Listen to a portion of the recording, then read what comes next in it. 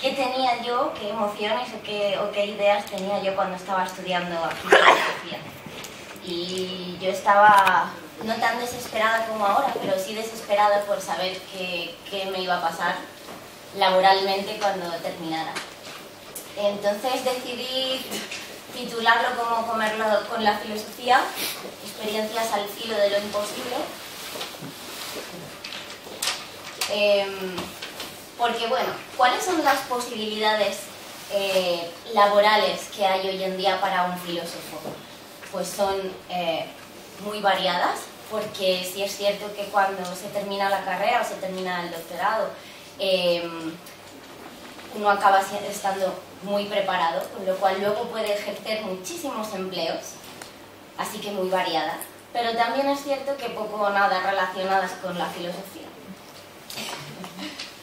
De manera que, bueno, ¿qué posibilidades quedan? Pues muy pocas, pero no de ahora, sino desde hace muchísimo tiempo. Siempre ha sido así para los filósofos. Simone Weil trabajaba en la granja de Gustave Thibon, Sartre trabajó mucho tiempo como meteorólogo, Simone de Beauvoir le fue bien, ella trabajaba como profesora agregada de filosofía, Shingo Shingo trabajaba en una fábrica ferroviaria, Voltaire estuvo mucho tiempo en la embajada francesa como secretario, Spinoza, el caso de Spinoza es fantástico, fue casi toda su vida pulidor de lentes. El filósofo de Güemes, si es que existía, era carpintero. Avicena era médico, Stanislaw Lem era soldador, Gramsci trabajó mucho tiempo en una fábrica de hielo y el peor de todos por excelencia era Horkheimer, que trabajó en una fábrica pero en la de su padre. Que trabajar con la familia es doblemente peor muchas veces. Entonces, teniendo en cuenta que esto es así desde hace mucho, y hoy por hoy no ha cambiado, las posibilidades que quedan son las siguientes. Son o profesor o investigación para investigar en la universidad, o profesor de instituto, o escritor, por ejemplo, o camarero, seguramente, o, y esta es la nueva, quizás, y solo quizás, filósofo práctico.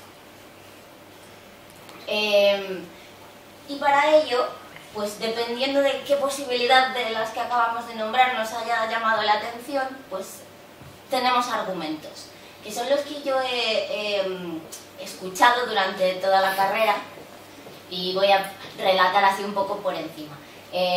Lo primero es que decimos, bueno, yo quiero ser profesor de universidad porque creo que es rentable, es decir, me va a dar pelas, que al fin y al cabo es lo que parece que mola, ¿no? Pero es un falso argumento, porque tiene problemas este argumento. Es un argumento, si es que no me funciona bien el PowerPoint, lo siento. Es un argumento, podríamos decir, indiferenciado. Es un argumento de convicción, porque enuncia un estatus subjetivo. Es un argumento completamente ilógico, porque transgrede reglas elementales de la lógica y de la realidad. Y es un rechazo del problema, ¿sí? Otro argumento que escuché cuando estudiaba la carrera es uno que me gusta mucho. Y dice así, dice, bueno, yo he estudiado filosofía o voy a estudiar filosofía porque cuando termine la carrera sí consigo una beca y hago un doctorado y después la tesis y un máster, entonces podré dedicarme a la investigación y ganar pelas, que es el argumento anterior. Y este también tiene problemas. Es un falso argumento porque la proposición inicial no está justificada por los conceptos complementarios, es un argumento del precedente, es una hipótesis gratuita, es un argumento de la costumbre. Que haya sido así en tiempos anteriores no significa que vaya a ser así ahora, es una observación evidentemente más que selectiva y es una inversión lógica, es decir, que confunde causas, efectos, síntomas, consecuencias, además de lo que vulgarmente se llama el cuento de la lechera. Un tercer argumento que yo escuché muchas veces cuando estudiaba aquí era, bueno, yo he estudiado filosofía o estoy estudiando filosofía porque quiero ser profesor de instituto y dar ciudadanía o las asignaturas que quiera que se den ahora, si es que todavía existen. Este también es un argumento incorrecto porque es lo que se llama falacia del status quo, es decir, se va del cambio y se mantienen las rutinas porque nos da una sensación de seguridad, creyendo que vivimos en el mejor de los mundos posibles, pero es evidente que ser profesor de instituto hoy en día pues es cuanto menos complicado, porque hay que pasar por unas oposiciones, hay que aprobar un examen y eso no nos asegura que vayamos a dar clase en un cole, en un instituto. Además de que tiene muchos problemas que hemos visto antes. El argumento número 4 es muy interesante también. Yo escuchaba, bueno, yo quiero ser filósofo porque yo quiero saber. La cuestión de ser sabios, el deseo de ser sabios. Bueno, sigo en las mismas. Es un argumento incorrecto porque es una generalización abusiva. El hecho de saber implica adquirir sabiduría, pero algo que no asegura el hecho de estudiar filosofía. Es una coartada de exageración, se podría llamar también argumento minimalista, porque produce un argumento general que se puede utilizar para cualquier otra cosa. Es un argumento irracional. 5. Este argumento, el quinto, también es muy gracioso. Bueno, yo voy a estudiar filosofía porque creo que da una cultura muy amplia y como yo al fin y al cabo lo que quiero es ser escritor, pues lo voy a necesitar ser sabio. Se parece un poco al anterior, ¿eh? También es un argumento incorrecto, porque es irracional, porque es una generalización abusiva otra vez, porque rechaza el problema, porque es un argumento de convicción, sobre todo para uno mismo. Argumento número 6. Dice, bueno, yo voy a estudiar filosofía o estoy estudiando, ya veré a qué me dedico. Mientras tanto voy a estudiar filosofía porque estoy segura o seguro de que eso me va a servir, seguro, vamos. Pues es lo que se llama una racionalización post-compra, ¿vale? Voy a acabar trabajando de médico, por ejemplo, pero filosofía me va a haber servido porque, oye, si no, no habría llegado hasta ser médico, ¿sí? Argumento número 7 que escuchaba yo por aquí. Bueno, pues porque me encantó cómo lo explicaba y cómo lo hacía mi profesor de filosofía en bachillerato. Entonces yo quiero ser como él. Creo que me transmitió toda su motivación y quiero ser como él. También es un argumento incorrecto, es lo que se llama falacia de confirmación o mutatio controversiae, porque introduce un tema nuevo, que mi profe de filosofía le haya ido bien económicamente y además disfrute, es una doble suerte, pero no tiene por qué ser la mía. Además de que es una falacia, podríamos llamarlo también falacia de autoridad en algún sentido. Y el argumento número 8, este es el último y muy interesante. Pues yo voy a estudiar filosofía porque me gusta, aunque acabe trabajando de camarero. Este es el bueno. Este es el bueno porque esto es lo mismo que decir voy a estudiar filosofía porque me da la real gana. Y hay algo que es muy interesante en las ganas y es la motivación. Creo que es lo único que asegura el hecho de que los filósofos filosofemos. Las ganas.